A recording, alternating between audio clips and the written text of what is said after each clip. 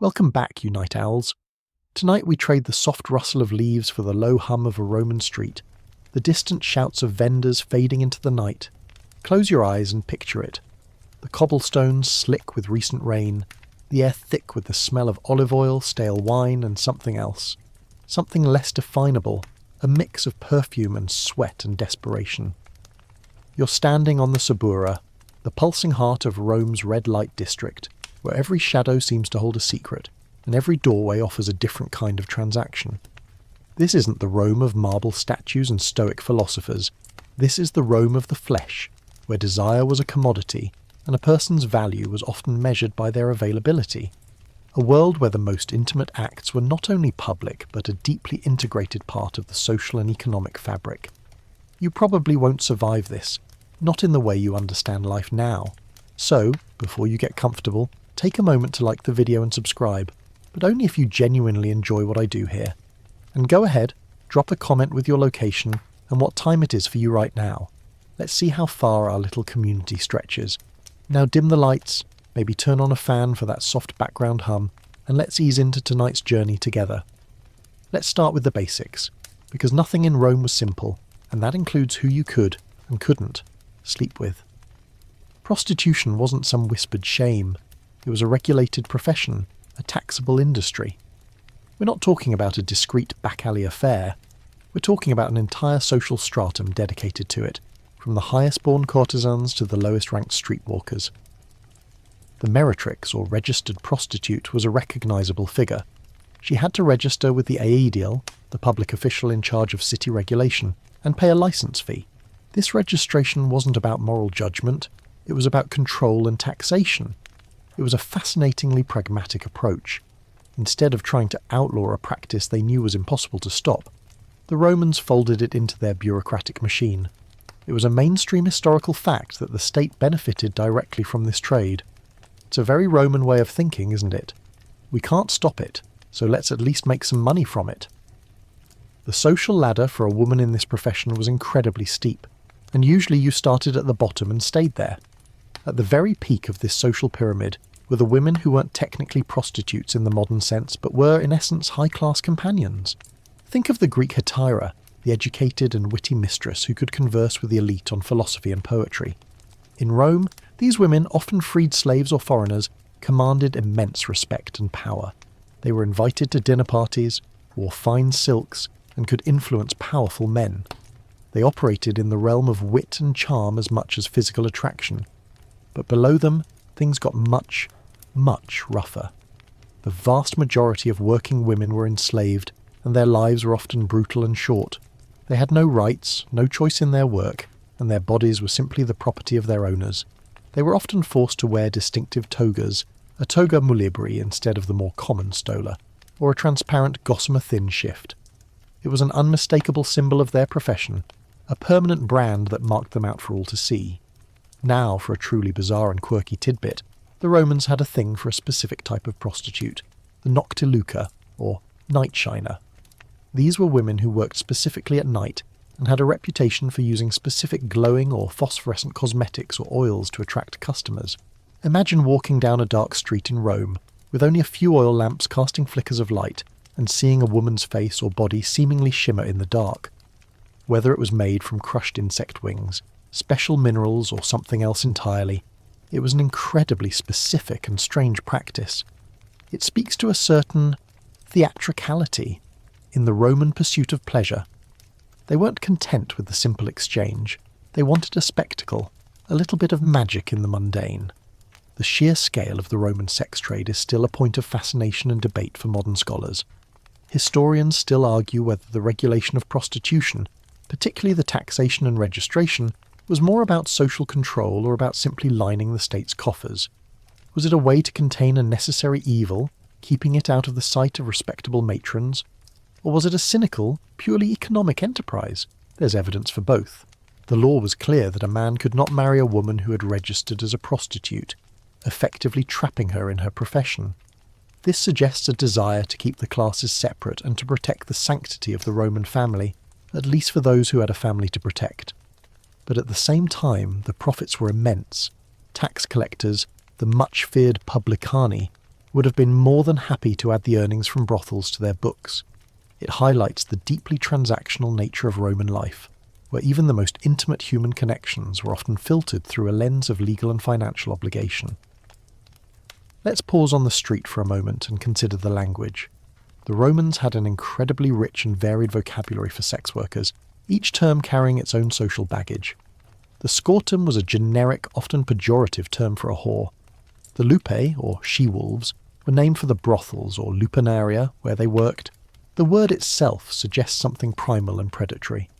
The delicatae were more refined, often slave girls who performed at private parties, while the famigerula were the girls who attended to slaves. The sheer number of words shows how compartmentalised and specialised the trade was. It wasn't a monolith. It was a complex ecosystem with its own hierarchies, customs and dangers. The life of a working girl in a lupanar was brutal. We have inscriptions from Pompeii, graffiti scratched into walls that give us a sense of their lives. These weren't romantic declarations, they were more like business cards, listing names, services and prices. The sheer volume of this kind of information suggests a very open marketplace. It also hints at the lack of privacy, the constant exposure. You weren't a person with a private life, you were a public utility. The Roman poet Juvenal, who was a master of sarcastic social commentary, wrote about the sight of respectable citizens, including married men, lining up at brothels in the dark. It was an open secret, something everyone knew about but pretended not to see. It's a very modern kind of hypocrisy, isn't it? The public face of morality and the private reality of desire.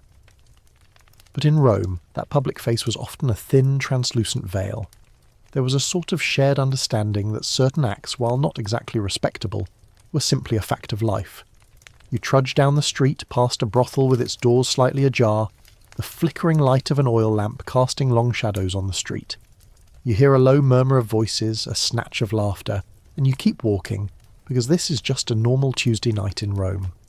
The chill of the night air on the Suburra starts to fade as the morning sun casts its first watery light over the city. The sounds of commerce slowly replace the hushed whispers of the night. As a Roman, your daily routine is meticulously structured, and for many that structure began and ended at the thermae, the public baths. Forget everything you think you know about a modern spa. These weren't just places to get clean. They were social hubs, gymnasiums, libraries, and perhaps most relevant to our discussion, a prime location for clandestine and very public sexual encounters. The Roman public bath was a nexus of Roman society, a place where senators, merchants and slaves rubbed elbows quite literally. You had the frigidarium, the cold room, the tepidarium, the warm room, and the caldarium, the hot room, each with its own purpose, its own temperature, and its own set of whispered rules. This was a mainstream historical fact. The baths were open to both men and women, though often at different times of the day to avoid mixing the sexes, or in separate sections of the bath complex. Some larger bathhouses even had entirely separate wings for each gender, like the baths of Caracalla or Diocletian. However, this separation wasn't always strictly enforced, and in smaller, more rural baths, or during specific, often unwritten times, the sexes would mingle freely. This created a charged atmosphere, a perfect storm for a different kind of social transaction. Imagine the steam, the low light filtering through high windows, the slick marble underfoot, and the sounds of splashing water and murmuring voices. It's the perfect environment for a discreet proposition. There was an unspoken understanding that certain things happened in the steam. One of the more quirky or fringe tidbits about the baths is the presence of fornicarii, which is a rather polite Latin term that essentially means those who hang around in the arches. The arches, fornices, of the bath complexes and aqueducts were a common place for sex workers to solicit clients. This practice was so common that the Latin word for fornication, fornicatio, is derived from this very word. So when you hear the word fornication, you're not just hearing a synonym for illicit sex. You're hearing an echo of a Roman bathhouse, a girl standing under a stone archway waiting for a customer. It's a vivid, almost cinematic image, isn't it? The casualness of it is what's so striking. A man might go to the baths for a massage, a swim, and a little fornication on his way out. It was all part of the daily ritual. The social dynamics within the baths were complex and often predatory. A man could be a synedus, a term used to describe a submissive male partner in a same-sex relationship, and find his clients or partners among the bathers. You could be a freedman or a slave hoping to catch the eye of a wealthy patron who might take a liking to you. The line between patron-client relationship and sexual power play was often blurred beyond recognition. Historians still argue whether the Roman public bath was a symbol of communal hygiene and social equality, or a microcosm of the power imbalances and sexual exploitation that defined Roman society. Some scholars see it as a democratic space where people of all walks of life could come together. Others point to the clear hierarchy of access and use, and the fact that a slave would be attending to a master, not on an equal footing. The truth, as always, is probably somewhere in the middle. The baths were both a place of leisure and a hunting ground. The sexual atmosphere wasn't limited to the physical space. The Romans had specific words for the people who frequented the baths for sexual purposes. The masculus was a male bather who was seen as particularly effeminate or sexually available. The use of certain oils or perfumes could also signal one's availability. This wasn't just about making yourself smell good, it was about broadcasting a message. The air inside the baths was a heady mix of steam, the sharp tang of olive oil, and the sweet scents of floral perfumes. It was an environment designed to be sensuous, to relax inhibitions, and the relaxation of inhibitions was a key feature. We have accounts, from sources like the poet Martial, that describe explicit sexual acts taking place within the baths. Martial, known for his witty and often lewd epigrams, wrote about bath attendants being used for sexual services and about men propositioning each other openly. His writing gives us a window into a world where a shared hot bath could be the start of a new business deal or a new affair. The humour in his writing suggests that this was a common, if not always respectable, sight. He might poke fun at a man who is too eager, or a woman who is too brazen, but he writes about it as a simple fact of Roman life. It's a gentle kind of sarcasm, a low hum of a laugh in the background as you read, much like the one you might feel now picturing the scene. Let's not forget the masseurs, the elliptae. They were not just for rubbing away knots. They used strigils, curved metal scrapers, and special oils. They were often slaves, and they too were part of the sexual economy of the baths. The line between a therapeutic massage and a sexual service was fluid, and often depended on the whim of the bather and the subservience of the masseur. It was a world of unspoken gestures, of a hand lingering a little too long, a whispered request that went beyond the need for a muscle rub. This was an uncomfortably familiar dynamic in Roman society. The casual exploitation of the powerless by the powerful. Remember that crocodile dung sunscreen from the last section? This is the same kind of weird and disturbing intimacy, a bizarre blend of hygiene and sexual exploitation wrapped in the trappings of daily life. The architecture of the baths itself played a role. The huge vaulted ceilings, the separate changing rooms, apoditeria, and the hidden nooks and crannies provided plenty of opportunities for privacy within a public space. A man could slip away with a companion, and no one would bat an eye. The vast size of the complexes meant that they were full of shadows and places to get lost. It was a perfect setting for a tryst, a quick liaison, a brief, anonymous moment of connection. It was a space that promised escape from the rigid public life of the Roman Forum, even if only for an hour or two. You trudge from the caldarium, your skin pink and glistening from the heat, and you see a figure disappear into a shadowy alcove. You don't know who they are, and you don't need to. You just keep moving, heading for your massage and a very different kind of journey. The sun is fully up now, casting long shadows from the columns of the baths. You leave the humid warmth behind, the scent of olive oil and steam clinging to your skin, and step back out into the bustling streets of Rome. We're heading deeper now, past the public forum and into the narrow winding alleys of the city's underbelly. We're going to a lupanar, a Roman brothel. This isn't a place of opulence or pleasure, it's a place of business, and often a place of despair. A lupanar was a government-sanctioned and regulated institution, a mainstream historical fact of Roman urban life. It was so common that the city of Pompeii, frozen in time by the eruption of Vesuvius, had over 30 documented brothels. The word lupanar literally means wolf den, a stark and fitting name for a place that was often brutal and predatory. The architecture itself was telling. These establishments were not glamorous. They were often small two-storey buildings with a main entrance opening directly onto the street. Inside you'd find a series of small cramped rooms, often no more than a few feet wide, with a stone or wooden bed platform built directly into the wall. The walls of these rooms, and the hallways outside, were often decorated with explicit frescoes, showing different sexual positions. It's a quirky tidbit of Roman design, a sort of menu or instructional guide for the clientele. These frescoes weren't just for decoration, they served a practical purpose. Imagine a client who didn't speak Latin. He could simply point to the picture on the wall to indicate what he wanted. It was a visual language of desire and transaction, a silent contract between client and worker. The air in a lupanar would have been thick and stifling, smelling of sweat, old wine and cheap perfume. There was little light, often only from a few oil lamps flickering in the corridors. This darkness was deliberate. It obscured the face of the client and the worker, allowing for a degree of anonymity. You could be a respectable man by day, a senator even, and indulge in a secret life in the shadows. The Roman poets and satirists wrote about this duality often, the stark contrast between public persona and private vice. The brothel offered an escape from the rigid social structure of the day, a place where a man could act out a fantasy without a risk to his reputation, as long as he wasn't caught in the act with the wrong person. The women who worked in these brothels, the lupae, were almost exclusively enslaved. They were the property of the brothel owner, the leno or lina, who was often a freedman or a freedwoman. These owners were not respected. They were seen as being at the bottom of the social ladder, exploiting the most vulnerable members of society. And yet they made a lot of money. The prices for services were clearly posted, often on a stone tablet near the entrance. A night of services might cost as little as 2 asses, the lowest value Roman coin, making it affordable for everyone from a humble slave to a soldier on leave. The lives of these women were short and brutal. They were often starved, given minimal clothing, and denied medical care. They were considered commodities, and their value was determined by their youth and beauty.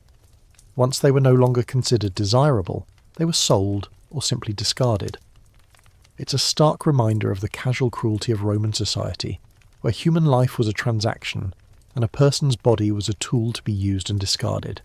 It's a topic that historians still argue whether the conditions in Roman brothels were a reflection of a complete moral vacuum or a cynical extension of the brutal reality of slavery. Did the Romans view these women with a kind of detached pity, or were they simply invisible? The lack of personal accounts from the women themselves makes it difficult to say. We only have the words of the men who wrote about them, and those words are often coloured by disdain, or a kind of leering curiosity.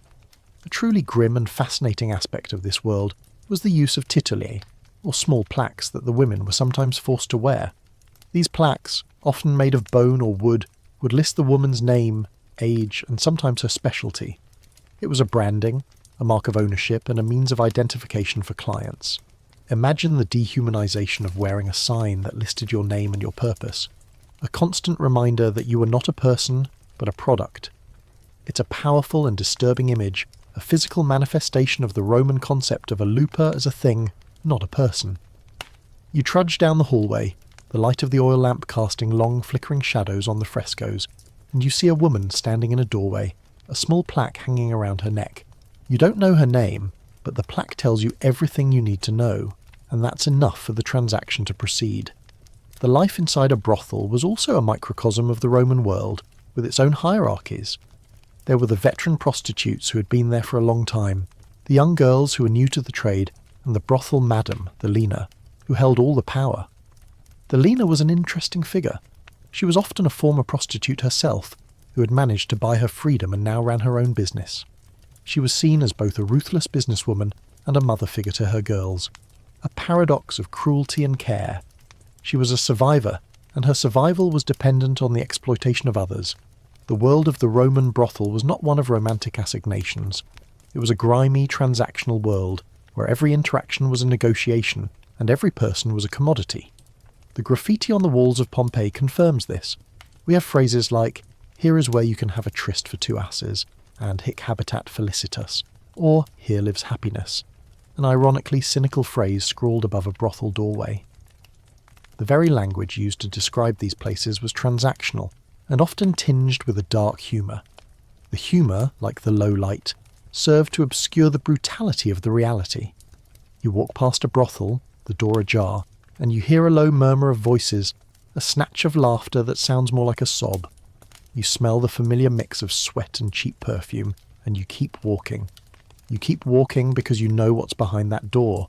You know the frescoes, the stone beds, the flickering oil lamps, and the women with the bone plaques around their necks. You know it's just another part of the city, another business, another transaction. It's a sad and a brutal reality, but in Rome, it was simply a fact of life. The air grows cooler as the sun begins its slow descent. The sounds of the day, the clatter of carts and the shouts of vendors fade into a softer hum. The narrow streets you've been walking through give way to wider, more spacious avenues lined with the homes of the Roman elite. You're walking past a sprawling villa, its high walls and iron gate promising a world of privacy and luxury within. This is where we'll talk about the most infamous of Roman practices, the orgy. But forget the wild, wine-soaked parties you've seen in movies. The reality was often more complex, more ritualistic, and far more connected to social status than simple hedonism. Orgy culture, as we understand it, wasn't a daily occurrence for most Romans, but for the elite, it was a mainstream historical fact, a symbol of immense wealth and power. To host such a gathering required not only a grand villa but a massive staff of slaves, a vast cellar of expensive wine, and a pantry full of exotic foods and delicacies. These weren't just drunken parties, they were meticulously planned feasts, or convivia, where the line between a respectable dinner party and a full-blown orgy was deliberately blurred. A host might invite guests for a simple meal, but as the night wore on and the wine flowed, the social rules would begin to dissolve. The point wasn't just to have sex, it was to demonstrate one's social standing and power.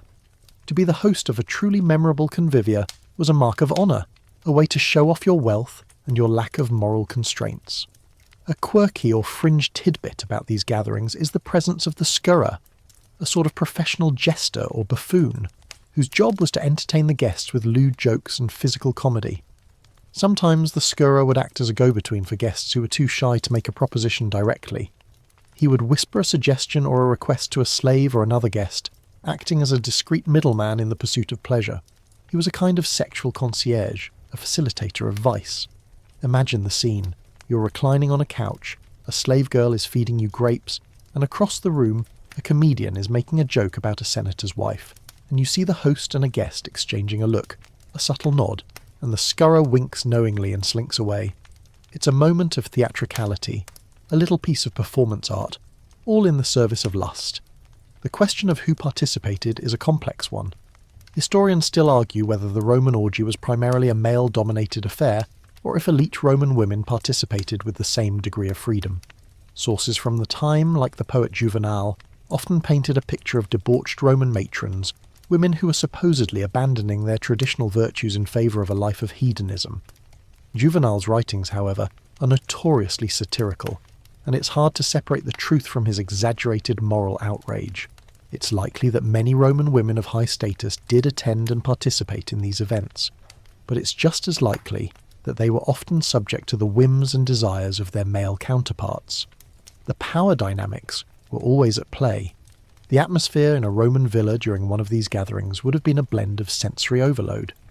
The air would have been heavy with the scent of roasted meat, spiced wine, and the perfume of the guests.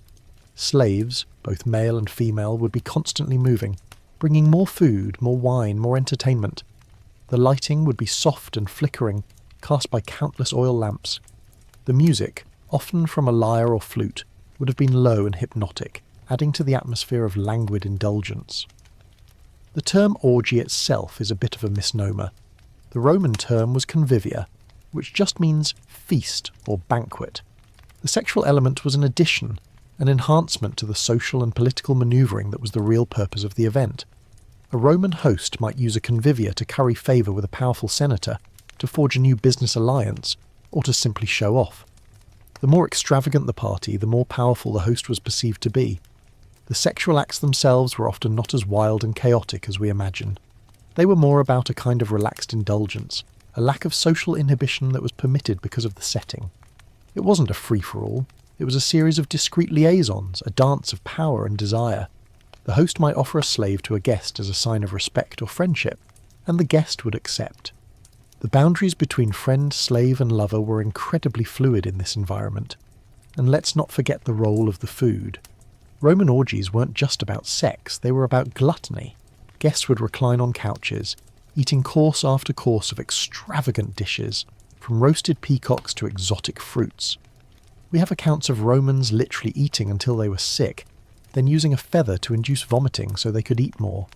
The excess was a way of showing off, a public display of wealth and privilege. The sex and the food were two sides of the same coin, a way to indulge every possible sense and desire. The very concept of a private Roman party was different from our own. A Roman house, especially a wealthy one, was a place of public display. The atrium, or main entrance hall, was where a patron would receive his clients. The triclinium, or dining room, was where he would host his guests. The villa was designed to be both a home and a stage, and the convivia was the main event. It was a place to see and be seen, a place to demonstrate your power, your taste, and your lack of moral boundaries. So, you recline on a couch, the smell of spiced wine and exotic perfume in the air, a slave girl fanning you with a peacock feather. You see a senator talking to a powerful merchant, their heads bowed low in conversation, and a moment later, a slave is summoned, and the conversation takes a different turn. You can't hear the words, but you see the subtle gestures, the knowing glances. You know what's happening, and you know that you're not just a guest at a dinner party. You are a participant in a ritual of power and desire, a very intimate and very Roman ritual. You don't need to do anything to be a part of it. You just need to be there, and you are. The evening is in full swing now. The sounds of the convivia, the low murmur of conversation, the clinking of cups, the soft notes of a lyre, spill from the villa's open windows, and you can smell the sweet scent of spiced wine on the air. We've talked about the public side of Roman desire, from the bathhouses to the brothels and the semi-private world of the orgy. But what about the truly bizarre? What about the fetishes and the peculiar preferences that lurked in the minds of the Roman elite? This is where the story gets really weird. You see, the Romans were not a monolith. They had their own private kinks, their own odd attractions, and in some cases these desires shaped their social lives in very specific ways. A mainstream historical fact of Roman sexual culture is that the power dynamic was everything. A man's desire was often dictated not just by aesthetics, but by social status. A Roman citizen could have sex with slaves, freedmen and prostitutes without any loss of honour. However, to be the submissive partner in a same-sex relationship, or to be dominated by a lower status person, was a profound source of shame. This created a very specific hierarchy of desire. This paradox fascinated the Roman mind, the idea that someone could be both despised and adored, reviled as a slave yet worshipped as a hero. The gladiator was death made flesh, walking the sand for the amusement of the crowd, and that danger became part of his allure. He was a man who stood on the edge of life every day, and in a world obsessed with fate and the gods' whims, that made him magnetic. You imagine yourself in the amphitheatre, the air thick with dust and shouting. The crowd roars as two fighters circle each other, the sun glinting off helmets and blades. Somewhere, a senator's wife clutches her veil, her pulse racing not just from fear but from something darker, more thrilling. The arena was not merely a place of death, it was a place of transformation, where slaves could become legends, and where spectators confronted their own hunger for blood and beauty. In a way, it mirrors your own world. You too are being shaped by a system larger than yourself, pushed toward an ideal that is at once admirable and terrifying. Just as Rome turned violence into spectacle, your own society turns obedience and learning into a kind of performance. And as you lie awake at night, you wonder whether you will ever truly belong to yourself, or whether, like the gladiators, you will always belong to the crowd. There was a strange kind of thrill in desiring a man who was both a hero and a piece of property, a killer and a commodity. It was an attraction to power, danger, and a certain kind of forbidden masculinity. Think of it as the ultimate bad boy fantasy, but with a lot more sand and a very sharp sword. It's a gentle kind of joke, a low hum of a chuckle that you feel in the back of your throat as you picture it. The Romans also had a peculiar attraction to a specific kind of physical appearance. Historians still argue whether the Roman ideal of beauty was a static concept, or if it changed over time, but we have enough evidence to suggest a fascination with a certain kind of body. We have accounts of men who were attracted to very specific and unusual physical traits. For example, some Roman men were said to be obsessed with women who had small feet, or a certain shape of nose, or who were incredibly pale. The paleness was a sign that a woman did not have to work outdoors in the sun, a sign of her high status. The weirder it gets, the more it says about the social structure. A man's desire for a pale, non-working woman was a reflection of his own wealth and power. The fascination with specific professions extended beyond gladiators. There was a niche fetish for actors and mimes. These were people who were also at the bottom of the social ladder, but who possessed a certain charisma and skill. Their bodies were their instruments, and their ability to perform and to entertain was a turn-on for some Roman men and women. The stage was seen as a place of sexual freedom, and a space where the usual social rules could be bent or broken. A wealthy Roman might throw a dinner party and hire a mime to perform, and the mime's performance could lead to a more intimate kind of entertainment later on. It was a kind of a celebrity crush, but with a very different power dynamic. Let's not forget the attraction to those who are physically different. We have accounts of Roman men who were attracted to eunuchs, those who had been castrated to serve in a household or a court. A eunuch was seen as a safe companion, someone who could be trusted around women, but they also held a unique sexual allure for some. There was a kind of a transgressive attraction to their ambiguous gender, their lack of a traditional masculine identity. It was a desire that went beyond the simple act of procreation, and into a more complex and often darker realm of psychological fantasy. You trudge down a street, and you see a wealthy senator walking with a young man, a boy with a smooth, hairless face and a soft voice. You know he's a eunuch, and you know that in some circles he's considered the ultimate object of desire. The use of specific perfumes and oils also played a role in these unconventional desires. We have accounts of Romans who would anoint themselves with strange concoctions to attract a specific type of person. A perfume made from a rare flower might be used to attract a courtesan, while a pungent oil might be used to appeal to a gladiator. The scents were a language of desire, a non-verbal way of broadcasting one's intentions. It's the same kind of subtle, almost invisible code that people use today. A specific cologne or a certain type of dress can say a lot about who you are and what you want. So, as the sounds of the Roman dinner party fade into the night, you are left with a new understanding of Roman desire. It wasn't just about the physical act, it was about power, status, and the strange, often contradictory desires that lurked beneath the surface of Roman life. It was a world where a woman might yearn for a gladiator, a man might obsess over a eunuch, and a wealthy patron might use his power to get what he wanted, no matter how unusual. It was a world of public hypocrisy and private obsessions, and in that it was not so different from our own. You close your eyes and picture a senator, a man of immense power, whispering a desire for a mime, and you realise that even in the heart of the Roman Empire, human desire was a wild and unpredictable thing. The Roman villa is quiet now, the sounds of the party fading into a soft silence. The air is still, and a cool night breeze rustles the leaves of the olive trees in the garden. We've explored the private and the public, the conventional and the quirky, but now we must turn to something far darker, a truly disturbing part of Roman sexual history that has been largely sanitized or ignored. We are heading to the circus, the arena of public spectacle, where the line between entertainment and horror was often obliterated. It is a grim reality, but one we must confront to truly understand the full scope of Roman desire. This is a mainstream historical fact, though it's one that makes us profoundly uncomfortable. Certain forms of bestiality were not only practiced, but were sometimes incorporated into public spectacles. This wasn't a universal or commonplace practice, but the fact that it happened at all, and in front of an audience, is a testament to the extremes of Roman entertainment. You'll find references to it in the works of writers like Suetonius and Dio Cassius, who describe the depraved actions of certain emperors. These acts were a shocking display of power and cruelty, a way for an emperor to show that he was above all laws, even those of nature.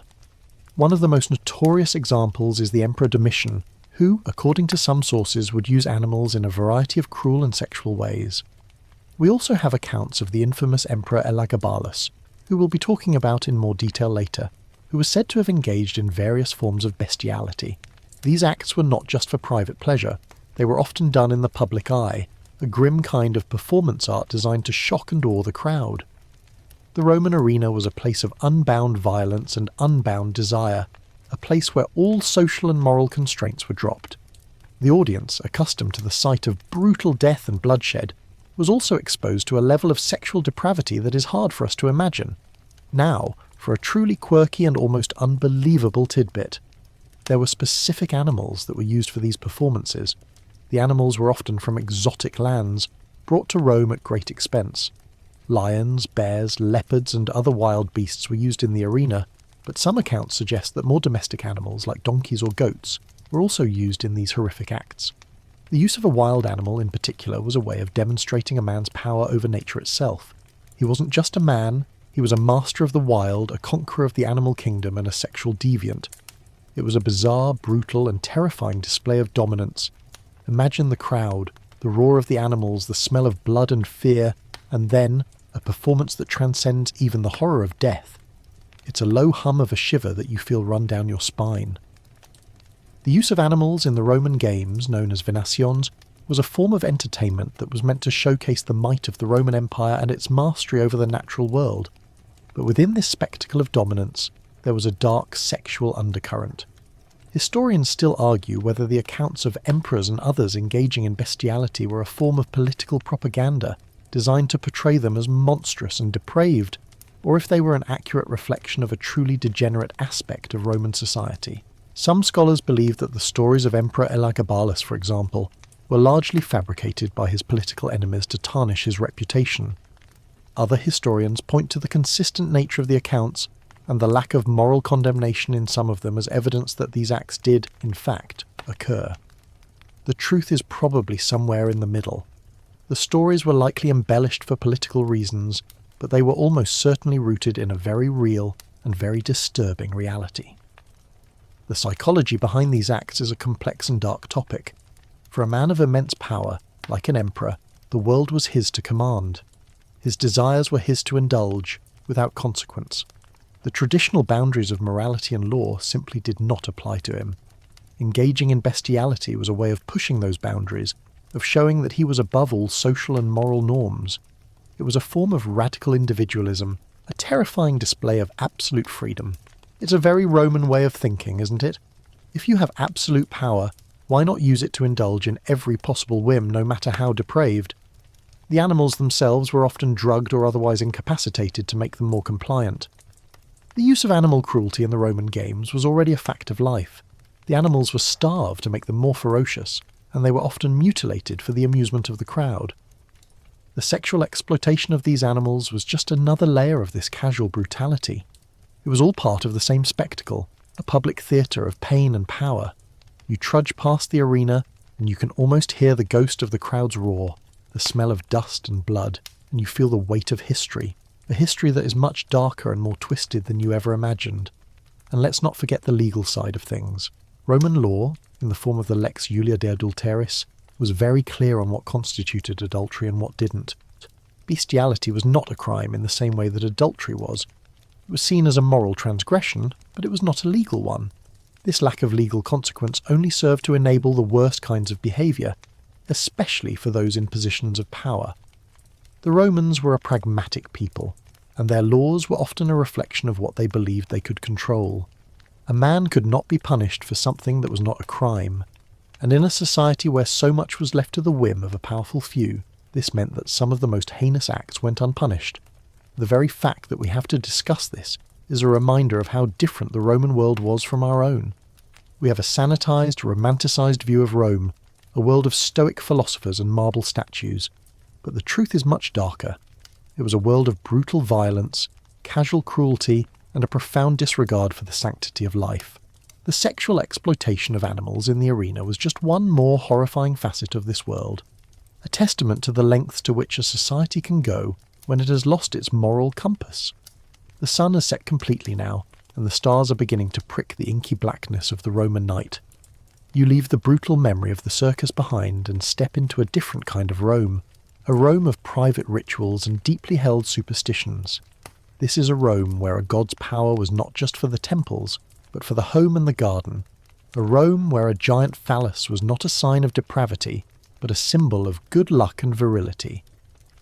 We're going to talk about the cult of Priapus, the most popular and perhaps the strangest of the Roman fertility gods.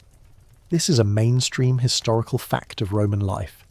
The worship of Priapus was widespread, particularly in the countryside, where a good harvest and the fertility of livestock were a matter of life and death. He was the god of fertility, gardens, and male generative power. His most notable feature, and the one that made him instantly recognizable, was his grotesquely oversized and perpetually erect phallus. It was the centerpiece of his worship, a symbol of life and abundance. You would find statues of Priapus, often made of wood or clay, in gardens, fields, and doorways. They were not seen as obscene. They were a protective charm, a ward against evil spirits and thieves, and a promise of a bountiful harvest. The very presence of his phallus was meant to scare off anyone who might dare to steal the fruits of a man's labour. It's a very Roman kind of pragmatic superstition, isn't it? The most intimate symbol of life used as a guard dog. Now, for a truly quirky or fringe tidbit, the Romans used images of Priapus and other phallic symbols in a wide variety of contexts that went far beyond the garden. We have found dozens of phallic amulets, wind chimes, and even lamps in Roman homes and archaeological sites. The fascinus, a small phallic amulet, was a popular charm worn by children and adults to ward off the evil eye, or invidia. These amulets were not just for protection, they were also a symbol of good luck. Imagine a Roman baby wearing a tiny phallus on a string around its neck. It's an image that is so strange and so alien to our modern sensibilities, and yet for the Romans it was perfectly normal. The phallus was not just a symbol of sex, it was a symbol of life, of protection, and of good fortune. It was a tangible link to the power of the gods, a way to bring a little bit of divine luck into your everyday life. The question of why the Romans were so comfortable with public phallic imagery is a fascinating one. Historians still argue whether this comfort was a sign of a truly liberated and open society, or if it was a reflection of the patriarchal Roman mindset, a way to reinforce the power of the male and his role in procreation. Some scholars believe that the public display of the phallus was a way of celebrating male power and dominance, a constant reminder of the male's central role in society. Others argue that it was simply a form of folk religion, a simple and direct way for ordinary people to connect with the gods and to ensure their own survival. The truth, as always, is probably a combination of both. The cult of Priapus was both a form of folk religion and a powerful symbol of the Roman patriarchal system. It was a god who was both a protector and a symbol of power, a god who was both revered and laughed at.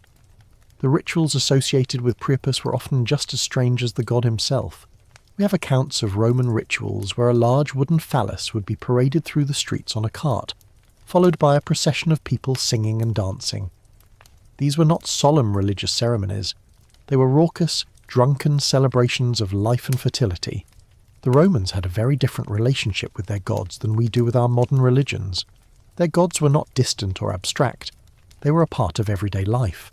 They were a part of the dirt, the food, and the sex, a part of everything that made life possible.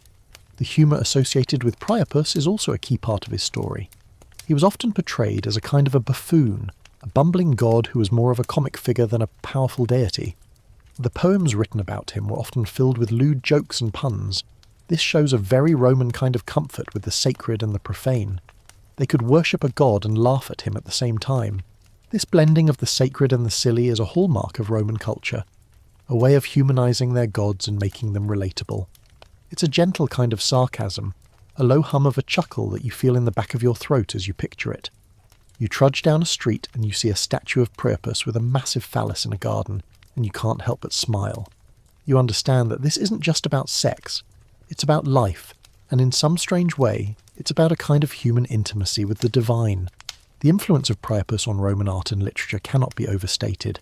His image, and the image of the phallus, was everywhere, from the frescoes on the walls of Pompeii to the poetry of Catullus and Martial. It was a symbol of freedom, of virility, and of a certain kind of Roman confidence. They were not afraid to talk about sex, and they were not afraid to show it. The public display of the phallus was a sign of their comfort with the natural world, their acceptance of the human body, and their belief in the power of procreation. So, as the Roman night deepens, you are left with a new appreciation for the strange and beautiful world of Roman religion. It was a world where a god's power was measured by the size of his phallus, where a garden gnome was a protector, and where a child's amulet was a sign of a society's comfort with the most intimate parts of life. It was a world that was both sacred and profane, and in that it was a lot like our own. You close your eyes, and you see a wooden statue of a god with a massive erection, and you realise that even in the heart of the Roman Empire, human spirituality was a wild and unpredictable thing. The night is deep now, the stars a brilliant cold canvas above the city, the faint light of a few oil lamps flickers in the distance, and the sound of the city has been replaced by the soft rustle of leaves. We've explored the public and private sides of Roman desire, from the sacred to the profane, but now we must turn to something that is both. We're going to talk about Roman concepts of gender and same-sex love, which were far more complex and nuanced than our modern binary. This is a mainstream historical fact that can be hard to grasp from a modern perspective. The Romans didn't have the same concept of sexual orientation as we do. Their categories were not based on who you loved, but on your role in the sexual act and your social status. The key distinction was not between homosexual and heterosexual, but between the active partner and the passive partner. The vir, the Roman man, was expected to be the penetrative partner in any sexual act, whether it was with a woman, a male slave, or a boy. To be the passive partner, the cnidus, was a source of great shame, and was often seen as a sign of effeminacy and moral weakness. It was a role reserved for slaves, freedmen, and prostitutes. The Roman elite, the men of power, were expected to be dominant in every aspect of their lives, and this included their sex lives. A man could have a male lover, but he had to be the active partner, or his reputation would be ruined. Now, for a truly quirky or fringe tidbit, we have evidence that some Roman men embraced this passive role, and were even celebrated for it in a way that defied the usual social norms. There were men who dressed as women, the Galli and the Spadones, who were priests of the goddess Cybele, and who would often castrate themselves in her honour. They were seen as being outside the usual gender binary, and they held a special, if controversial, place in Roman society. They were not just cross-dressers, they were figures of ritual and religious power, and their androgynous appearance and behaviour was a sign of their devotion to the goddess. It's a fascinating example of how Roman culture could be both incredibly rigid and incredibly flexible when it came to gender roles. The question of whether or not these men were considered to be in a same-sex relationship is a complicated one. Historians still argue whether the Romans truly understood or accepted what we would call a committed, loving, same-sex relationship, or if all such relationships were simply a matter of power and domination. Some scholars argue that the Roman sources, particularly the poetry of Catullus and Martial, suggest that some Roman men did feel genuine affection for their male lovers. Others argue that these relationships were a reflection of the social hierarchy, a powerful man's desire for a beautiful, subservient boy. The truth, as always, is probably somewhere in the middle. It's likely that some Roman men did feel genuine love for other men, but that this love was always filtered through the lens of Roman power dynamics. The language itself tells a story. The Romans had no word for homosexual or gay. The closest word they had was pathicus, which referred to a man who was the passive partner in a same-sex relationship. It was a term of abuse, a slur that was used to denigrate a man who had transgressed the social norms. The use of this word and the lack of a more neutral term suggests that the Romans were uncomfortable with the idea of a man who was not dominant. The very concept of a male-on-male relationship was not about love or desire, it was about power. You could have sex with a slave, but you could not love him. You could have sex with a freedman, but you could not treat him as your equal. It was a very clinical, very hierarchical way of thinking about human relationships. The social and legal consequences of being a pathicus were severe. A man who was known to have taken the passive role in a sexual act could be denied his right to vote, to hold public office, and to testify in court. It was a kind of social death, a way of stripping a man of his Roman identity. It's a reminder that Roman freedom was a conditional thing, and that it was always tied to a man's ability to demonstrate his power and his masculinity. A man who was seen as being effeminate or submissive was seen as a threat to the Roman social order. You trudge down a street, and you see a man who is pointed at and whispered about. You don't know his story, but you know that he has transgressed a social rule, and that he will pay for it for the rest of his life. The world of Roman gender was not just about the active and the passive, it was also about the puer delicatus, the young boy who was a wealthy man's favourite. These boys were often slaves, and they were educated and taught to play music and to recite poetry. They were a status symbol, a living work of art, a reflection of a man's taste and his wealth. Their relationship with their master was a complex one, a mix of affection, dependency and exploitation. The boy was a beautiful and expensive piece of property, and his body was his master's to do with as he pleased. The boy's sexual availability was a part of his value, a part of his purpose. The poetry of the Roman world, from the love poems of Catullus to the witty epigrams of Martial, gives us a glimpse into this world.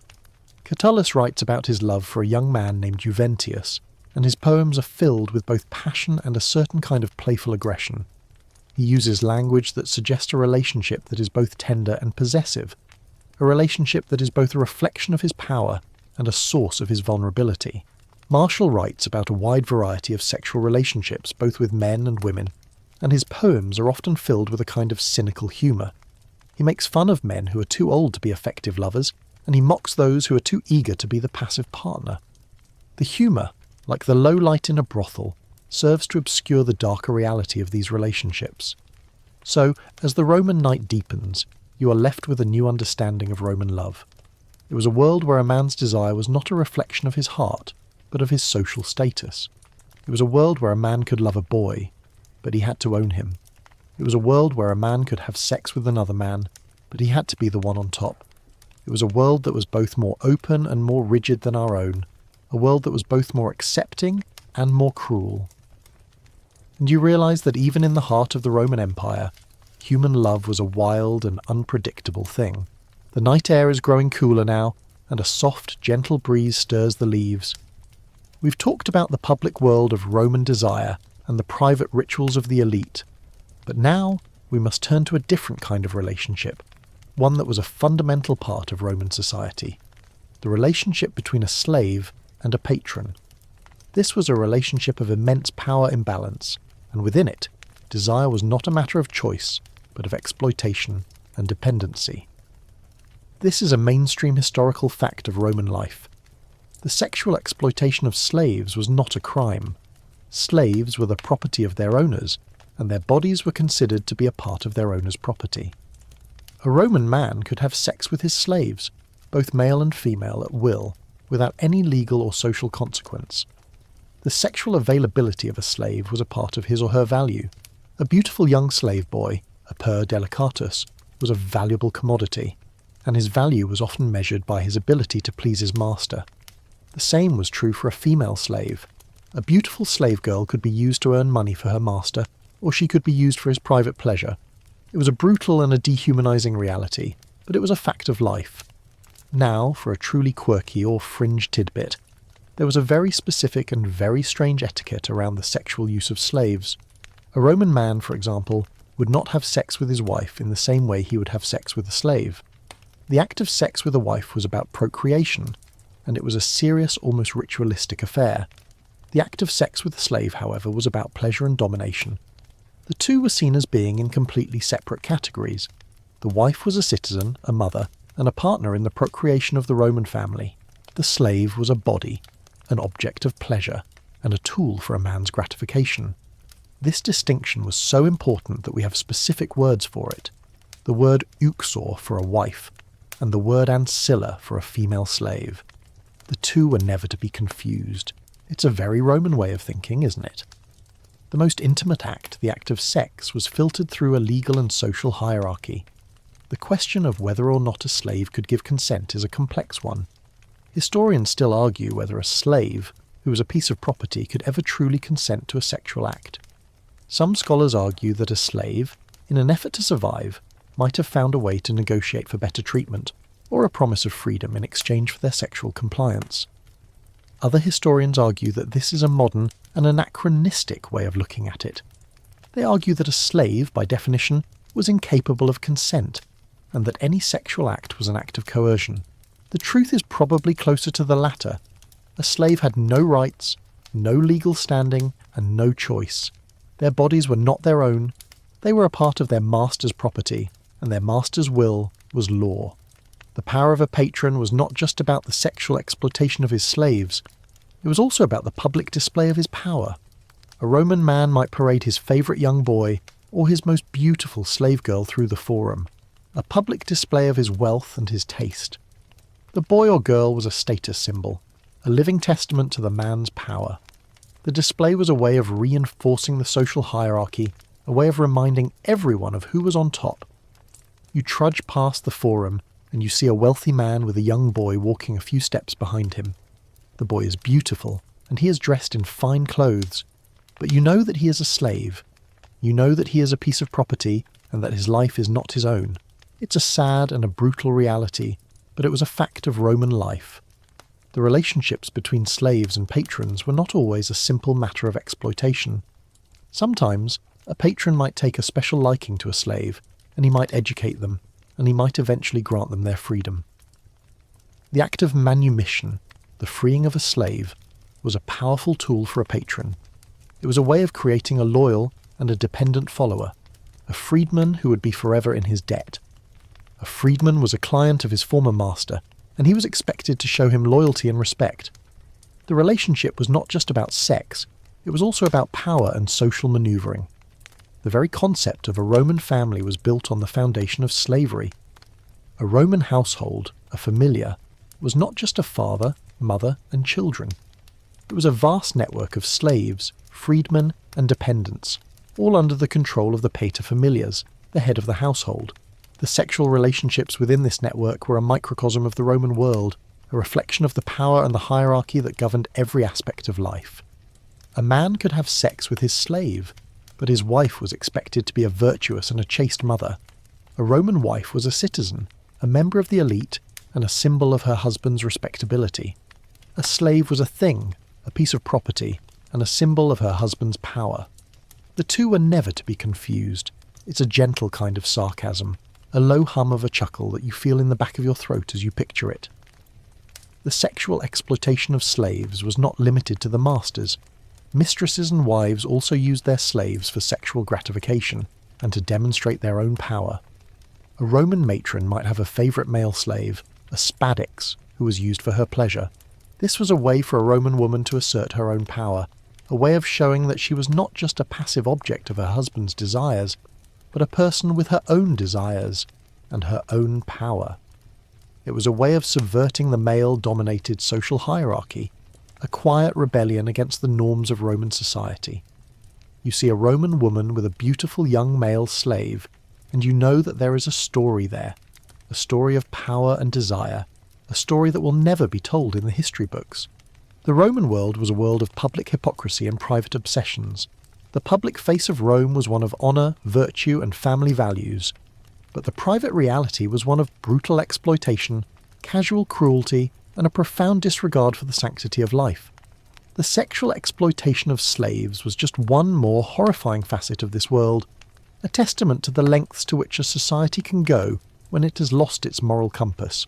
And you realise that even in the heart of the Roman Empire, human love and human desire were a wild and unpredictable thing. The night air is still and silent, a gentle blanket over the sleeping city. We've explored the world of exploitation and power, but now we must turn to a different kind of sexual relationship, one that was sanctioned by law and religion, the Roman wedding. Forget the white dresses and the flower bouquets. A Roman wedding was a complex ritual, filled with strange and deeply symbolic acts that were meant to ensure the fertility of the couple and the continuation of the Roman family. It was a serious business, a matter of social and political importance. This is a mainstream historical fact of Roman life. A Roman wedding was not a simple religious ceremony, it was a legal contract. The purpose of marriage was not love, but the creation of children, particularly male heirs, who would carry on the family name. The most common form of marriage was cum manu, with hand, where the bride passed from the control of her father to the control of her husband. She became a part of her husband's family, and her property and her life were now his. It was a profoundly patriarchal system, but it was the foundation of Roman society. The very purpose of a Roman woman was to be a wife and a mother, and her value was measured by her ability to produce children. Now, for a truly quirky or fringe tidbit, the rituals of a Roman wedding were filled with strange and specific sexual symbolism. On the night of the wedding, the bride would be abducted from her mother's house by a group of men. This was a symbolic act, a ritualized reenactment of the legendary abduction of the Sabine women, and it was meant to show the transfer of the bride from her family to her husband's. Once at her new home, the bride would be carried over the threshold by her husband. This was meant to prevent her from tripping on the threshold, which was considered a bad omen, and it was a symbol of the man's power and his role as the protector of his family. The entire wedding ritual was filled with these kinds of strange and specific acts, each with its own meaning and its own purpose. The most bizarre and most important part of the wedding ritual was the sexual symbolism of the bridal chamber, the thalamus. The bed was often decorated with a special kind of flower, and the room was filled with the scent of incense and perfume. The marriage was not considered to be complete until it had been consummated.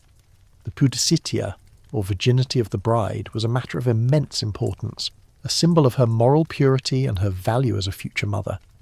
A priest would bless the bed and the couple, and he would pray for the gods to grant them children. The consummation of the marriage was not just a private act, it was a public one. The friends and family of the couple would often wait outside the door, and they would celebrate once the marriage had been officially consummated. It was a very clinical, very public, and very unromantic way of doing things. The question of what happened if the bride was not a virgin is a fascinating one. Historians still argue whether a Roman woman who was not a virgin on her wedding night would be seen as a disgrace to her family and her husband. Some scholars argue that a woman's virginity was a matter of immense importance, and that a woman who was not a virgin would be considered worthless. Other historians argue that the Romans, being a pragmatic people, would not have cared as much about virginity as we think. They argue that as long as a woman was fertile and could produce children, her past was not as important. The truth is probably somewhere in the middle. A Roman woman's virginity was important, but her ability to produce children was even more so. The purpose of a Roman wedding was not to celebrate love, it was to create a family. The sexual rituals of a Roman wedding were not just about the consummation of the marriage. They were also about the symbolic transfer of power and the creation of a new family. The bride would often wear a special kind of tunic, the tunica recta, a simple white tunic that was a symbol of her purity and her new role as a wife. She would also wear a special kind of veil, the flammium, a bright orange veil that was a symbol of her fertility and her new role as a mother. The veil was so important that the term for a married woman was matrona, and the term for a Roman wedding was matrimonium, or mother-making. It was a very clinical, very transactional way of looking at it. The sexual education of a Roman woman was also a very specific thing. A Roman girl would be taught about the importance of being a wife and a mother. She would be taught about the importance of being chaste and of being loyal to her husband. She would be taught about the importance of being fertile and of producing children. She would not be taught about love, or about desire, or about her own pleasure. Her education was a practical one, a preparation for her role as a wife and a mother.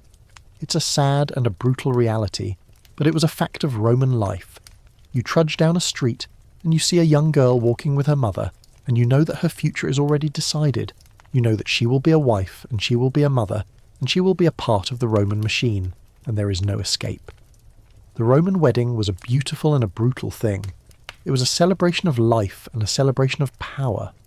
It was a ceremony that was filled with strange and beautiful rituals, but it was also a ceremony that was a stark reminder of the social and legal realities of Roman life. It was a world where a woman's value was measured by her ability to produce children, and where a man's power was measured by his ability to control his family.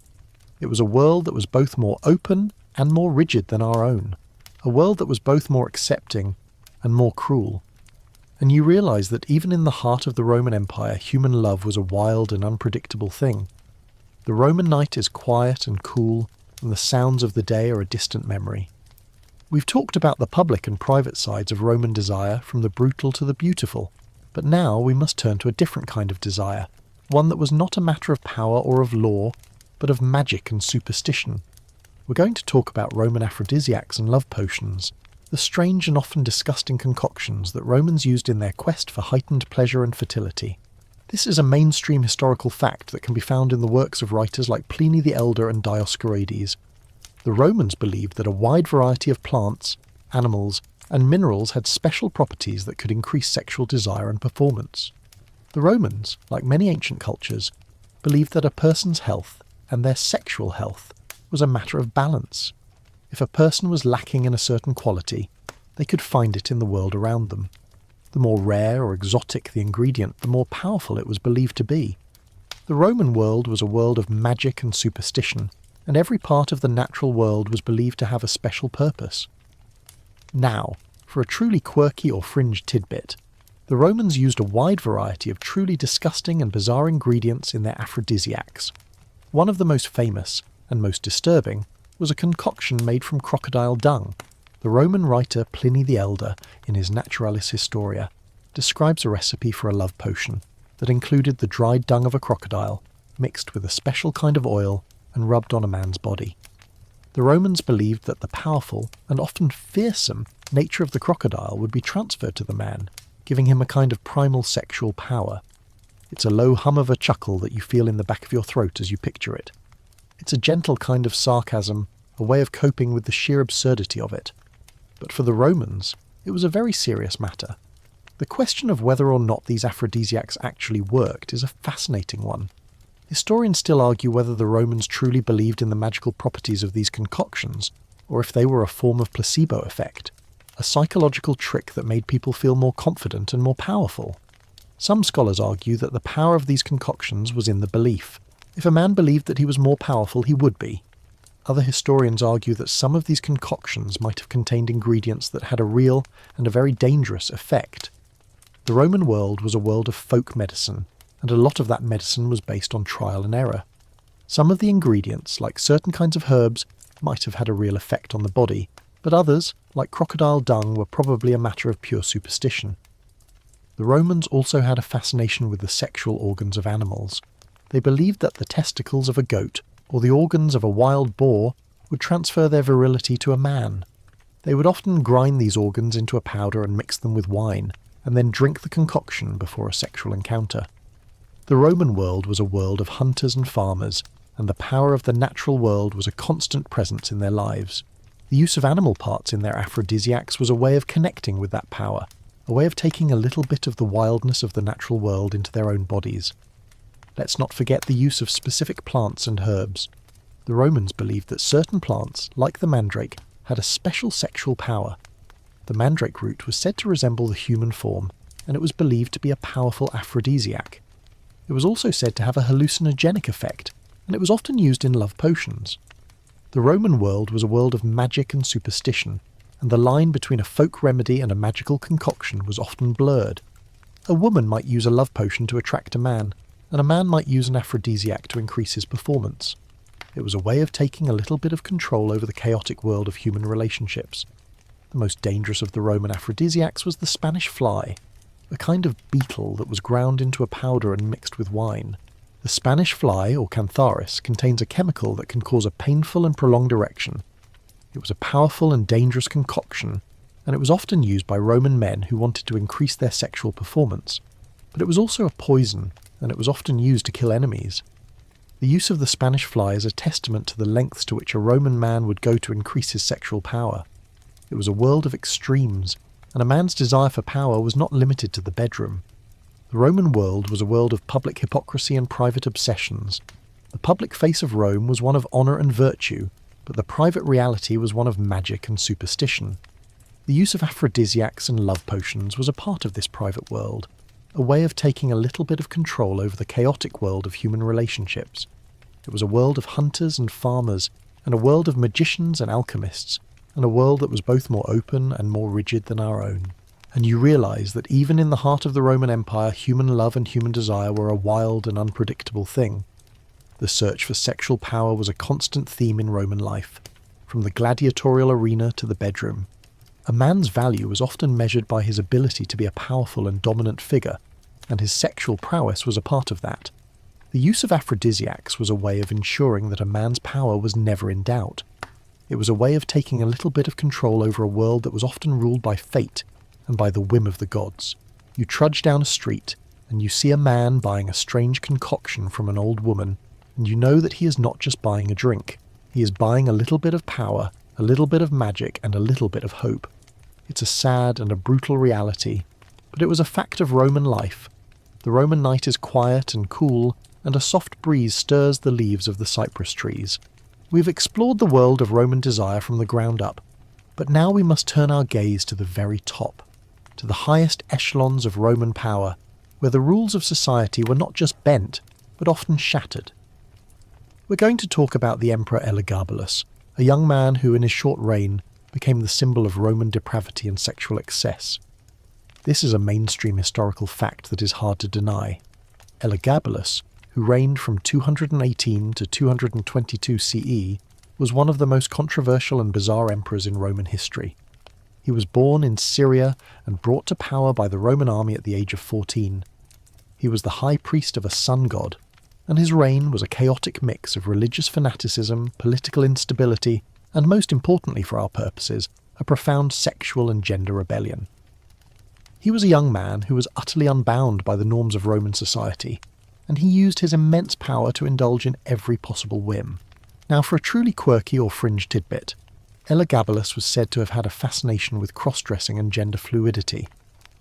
According to the Roman historian Cassius Dio, he would often dress as a woman, wearing silk dresses and makeup, and he would prostitute himself in the Roman brothels. He would even go so far as to offer immense sums of money to any doctor who could give him a vagina, a shocking and almost unbelievable claim that speaks to a profound gender dysphoria. He was a man who, in his mind, was a woman, and he used his power to act out this fantasy on a grand stage. It's a low hum of a chuckle that you feel in the back of your throat as you picture it. It's a gentle kind of sarcasm, a way of coping with the sheer absurdity of it. But for the Romans, it was a very serious and a very disturbing matter. The question of whether or not these accounts are true is a fascinating one.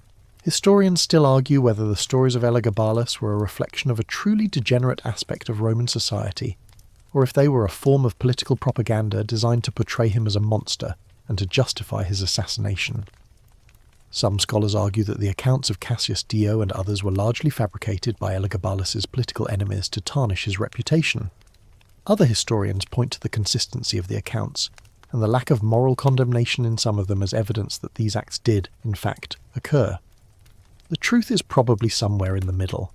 The stories were likely embellished for political reasons, but they were almost certainly rooted in a very real and very disturbing reality. Elagabalus's sexual escapades were not just about personal indulgence, they were also a form of political theatre.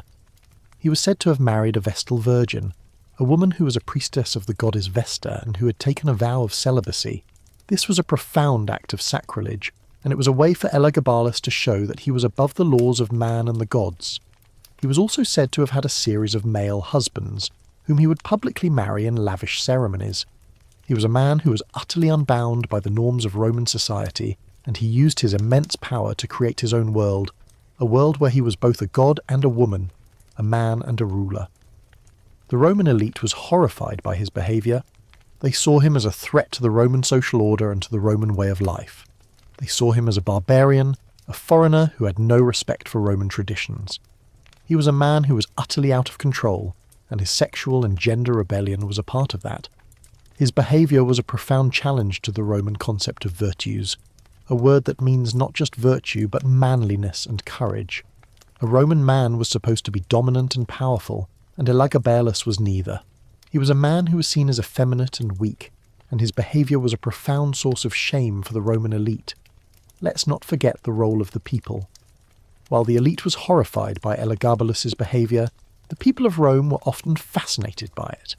They were captivated by his extravagance and his theatricality. He would often throw lavish parties for the people of Rome, and he would throw gold and silver coins from the balcony of his palace. He was a man who was both a monster and a celebrity, a man who was both feared and loved. His reign was a short and a chaotic one, and it was a testament to the fact that in Rome, power was not a matter of morality, but a matter of will. A man who was a god could do whatever he wanted, and no one could stop him. The story of Elagabalus is a cautionary tale, a story about the dangers of absolute power. It is a story about a young man who, in his short reign, became the symbol of Roman depravity and sexual excess. It is a story about a man who was utterly unbound by the norms of Roman society, and who used his immense power to indulge in every possible whim. It is a story about a man who was both a god and a monster, a man who was both feared and loved. And it is a story that reminds us that even in the heart of the Roman Empire, human love and human desire were a wild and unpredictable thing. You trudge down a street, and you see a statue of a young man with a face that is both beautiful and unsettling. You know that he was an emperor, and you know that he was a man who was utterly unbound by the norms of Roman society, and you can't help but feel a shiver of fear and a shiver of fascination. The Roman night is quiet and still, a perfect canvas for the imagination.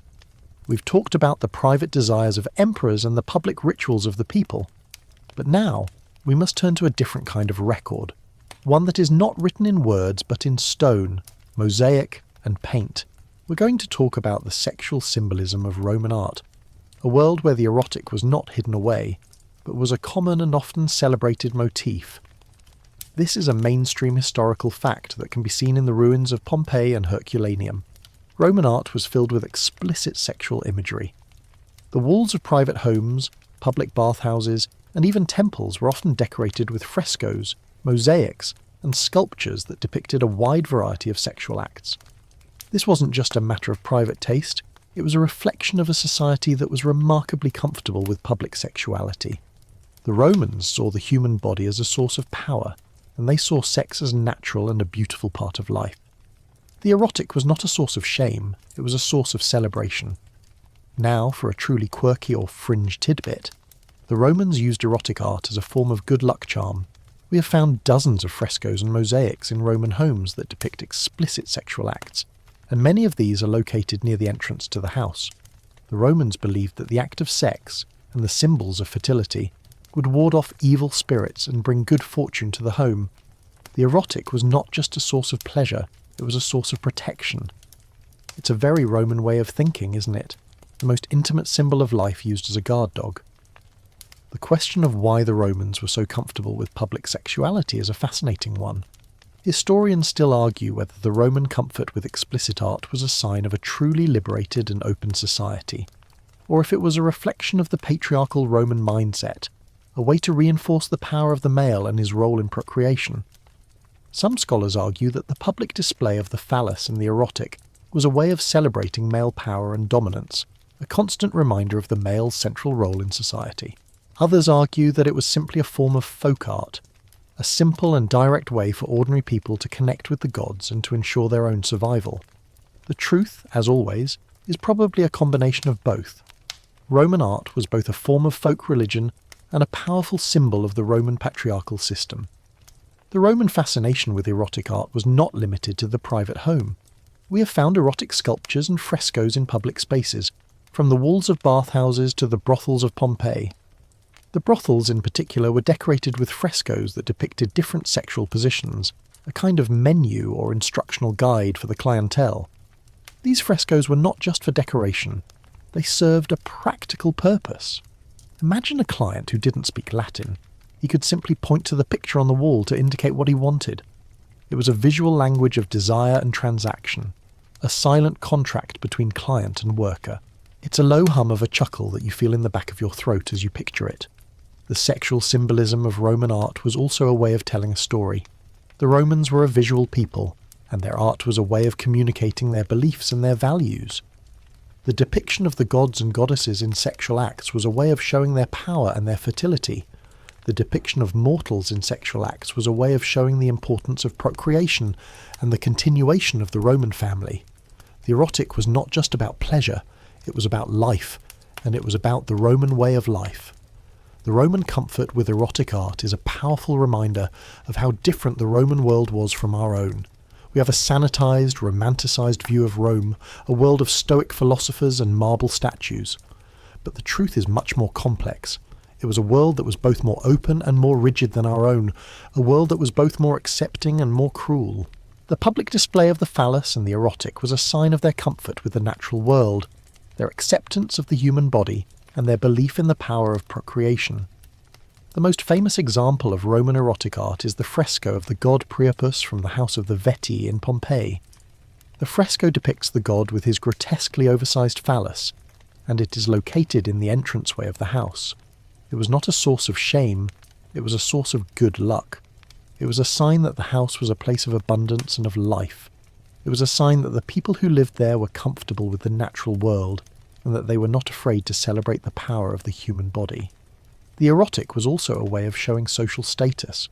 A wealthy Roman would commission an artist to create a fresco or a mosaic that was more explicit and more extravagant than that of his neighbour. It was a kind of a competition, a way of showing off one's wealth and one's taste. The more outrageous the art, the more powerful the man was perceived to be. The erotic was not just about pleasure, it was about power, and in Rome, power was everything. The sexual symbolism of Roman art is a powerful reminder that the Roman world was not a monolith. It was a world of contradictions, a world that was both sacred and profane, a world that was both brutal and beautiful. The art was a reflection of this world, a testament to the fact that in Rome, every part of life, even the most intimate, was a part of the public sphere. You trudge past a wall with a fresco of a god with a massive phallus, and you realise that even in the heart of the Roman Empire, human art was a wild and unpredictable thing. The Roman night air is cool and still, and the city is a slumbering giant. We've talked about the art and the politics of Roman sexuality, but now we must turn to a different kind of sexual reality, one that was defined by absence rather than presence. We're going to talk about the eunuchs, men who were castrated to serve in Roman households and courts, and the unique sexual positions and perceptions they held. This is a mainstream historical fact that is often overlooked. Eunuchs were a common sight in wealthy Roman households.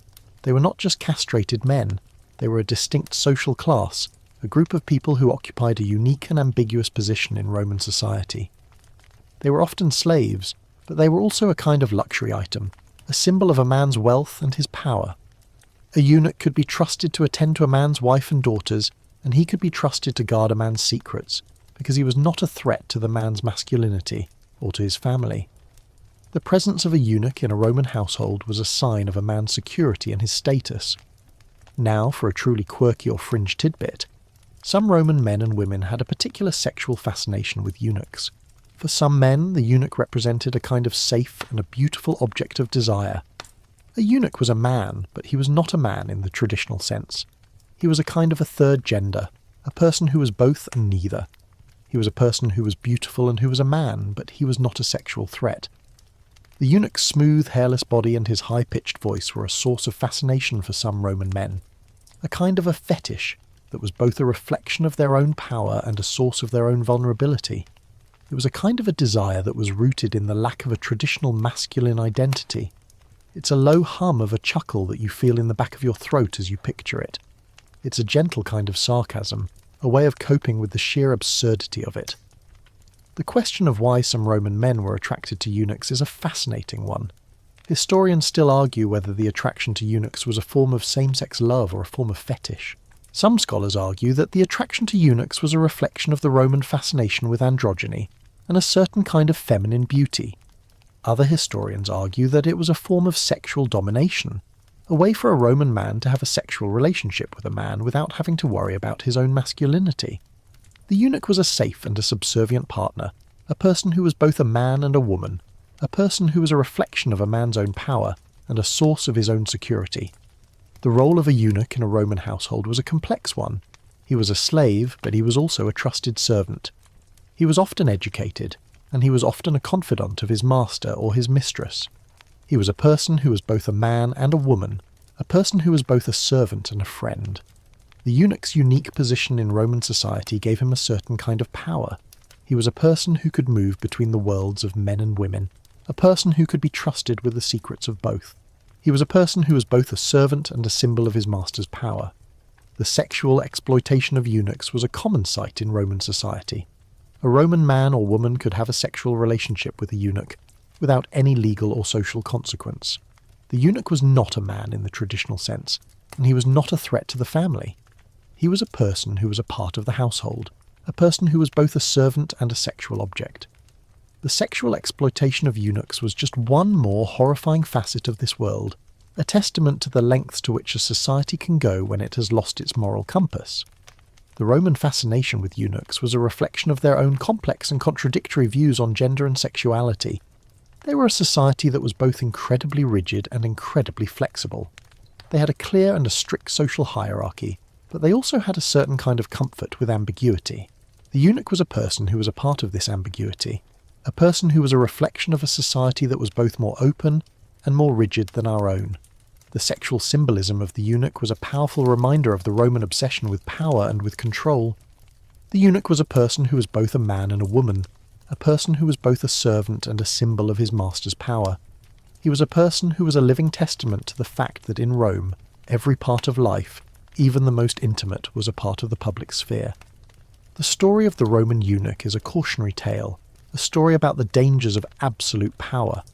It is a story about a person who, in his short life, became a symbol of Roman depravity and sexual excess. It is a story about a person who was utterly unbound by the norms of Roman society and who used his unique position to indulge in every possible whim. It is a story about a person who was both a man and a monster, a person who was both feared and loved. And it is a story that reminds us that even in the heart of the Roman Empire, human love and human desire were a wild and unpredictable thing. You trudge down a street, and you see a man with a smooth, hairless face, and you know that he is a eunuch. You know that he is a person who is both a servant and a symbol of his master's power, and you can't help but feel a shiver of fear and a shiver of fascination. The Roman night is quiet and still, and the city is a slumbering giant. We've talked about the art and the politics of Roman sexuality, but now we must turn to a different kind of a record, one that is not meant for public display but for private consumption. We're going to talk about Roman pornography, the ancient equivalent of our modern erotic media, and how it was a very different and a very personal thing. This is a mainstream historical fact that is often misunderstood. Roman pornography was not a large-scale industry like it is today. It was a personal and a private thing. A series of small objects, statuettes, and inscribed graffiti that were meant for individual pleasure and display. The term pornography itself is a modern one, and it is derived from the Greek word porn, or prostitute. The Romans didn't have a word for it, because they didn't have a concept for it. For them, the erotic and the sexual were not separate from the rest of life. They were a part of it. A man could have a statuette of a god with a massive phallus, and it would not be a source of shame. It would be a source of good luck. Now, for a truly quirky or fringe tidbit, we have found a large number of explicit phallic statuettes in Roman homes and archaeological sites. These statuettes, known as fascinus, were a kind of good luck charm, a small portable symbol of male generative power, and a ward against the evil eye. They were often made of bronze or terracotta, and they were used as necklaces, key fobs, and even lamps. The Romans believed that the act of sex and the symbols of fertility would ward off evil spirits and bring good fortune to the home. The erotic was not just a source of pleasure, it was a source of protection. It's a low hum of a chuckle that you feel in the back of your throat as you picture it. It's a gentle kind of sarcasm, a way of coping with the sheer absurdity of it. The question of whether or not these objects were truly pornographic is a fascinating one. Historians still argue whether the Roman objects and graffiti were meant for pleasure or for a magical and a protective purpose. Some scholars argue that the explicit nature of the objects suggests that they were meant for pleasure, and that they were a kind of ancient sex toy. Other historians argue that the presence of the objects in a wide variety of contexts, from homes to temples, suggests that they were more about magic and superstition than they were about pleasure. The truth, as always, is probably somewhere in the middle. The objects were likely a source of both pleasure and protection, a series of small, personal talismans that were a reflection of a society that was remarkably comfortable with the human body. The Romans also had a fascination with erotic graffiti. We have found dozens of explicit graffiti in the ruins of Pompeii and Herculaneum, from the walls of brothels to the latrines of private homes. The graffiti often depicts a variety of sexual acts, and they are often accompanied by a short, witty, and often lewd inscription. The graffiti was a kind of ancient social media, a way for people to communicate their desires, their triumphs, and their frustrations. It was a form of anonymous and a public expression, a way for people to share their secrets without having to reveal their identity. The Roman world was a world of public hypocrisy and private obsessions. The public face of Rome was one of honour and virtue, but the private reality was one of brutal exploitation, casual cruelty, and a profound disregard for the sanctity of life. The use of pornography and the proliferation of erotic graffiti was a part of this private world, a way of taking a little bit of control over the chaotic world of human relationships. It was a world of hunters and farmers, and a world of magicians and alchemists, and a world that was both more open and more rigid than our own. And you realise that even in the heart of the Roman Empire, human love and human desire were a wild and unpredictable thing. The Roman fascination with erotic art and pornography was a reflection of their own complex and contradictory views on gender and sexuality. They were a society that was both incredibly rigid and incredibly flexible. They had a clear and a strict social hierarchy, but they also had a certain kind of comfort with ambiguity. The erotic was a person who was a part of this ambiguity, a person who was a reflection of a society that was both more open and more rigid than our own. The sexual symbolism of the Roman objects and graffiti was a powerful reminder of the Roman obsession with power and with control. The phallus was a person who was both a man and a woman, a person who was both a servant and a symbol of his master's power. He was a person who was a living testament to the fact that in Rome, every part of life, even the most intimate, was a part of the public sphere. The story of Roman pornography is a cautionary tale, a story about the dangers of absolute power. It is a story about a person who, in his short life, became a symbol of Roman depravity and sexual excess. It is a story about a person who was utterly unbound by the norms of Roman society and who used his unique position to indulge in every possible whim. It is a story about a person who was both a man and a monster, a person who was both feared and loved.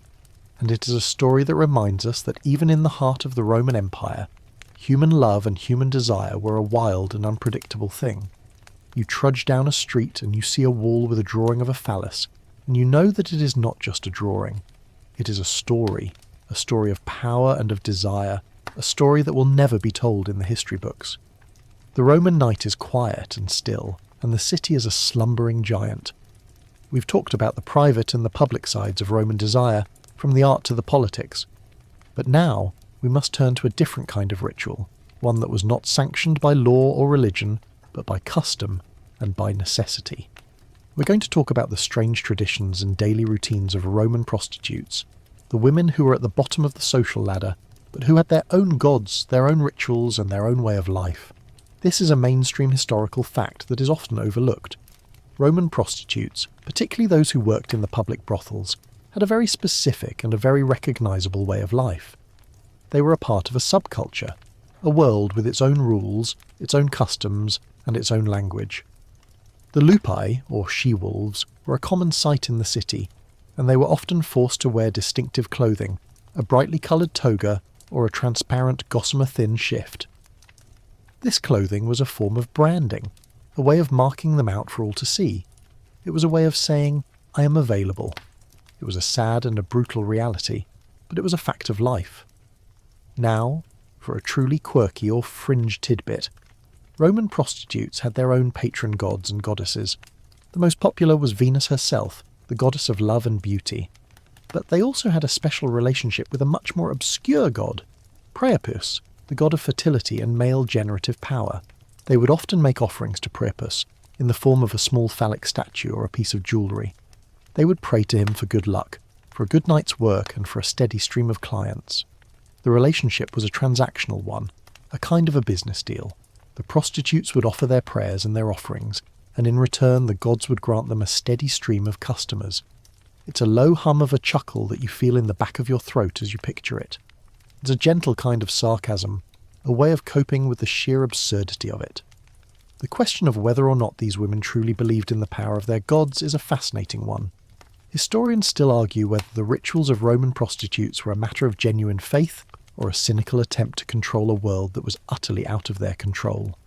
Some scholars argue that the women, in an effort to survive, would have grasped at any source of hope, even a magical one.